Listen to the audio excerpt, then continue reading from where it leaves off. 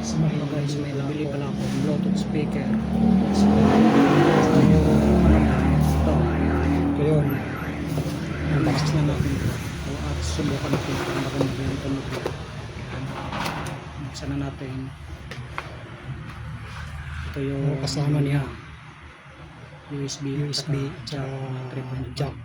3.5 para sa Bluetooth speaker papuntang TV o saan dyan. Tapos tingnan natin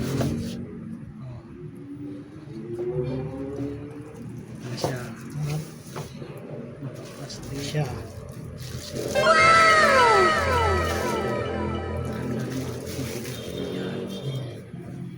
Oh, diba? Maganda. Ayan.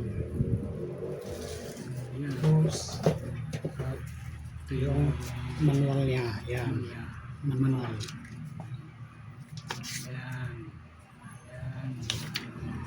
Ayan. Tapos subukan natin to guys kung nagana ba. Kung anong tunog niya nito. Subukan natin to. Tingnan natin kung maganda. Subukan natin at buksan natin muna. Buksan natin yung power. Pindutin na natin yung mga 5 seconds. Ito yung power niya. Bukas na. Ayan siya, bukas na.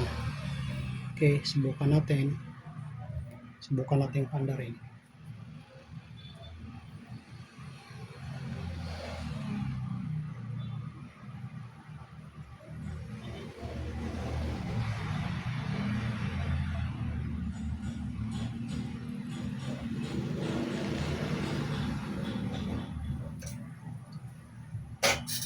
Wow!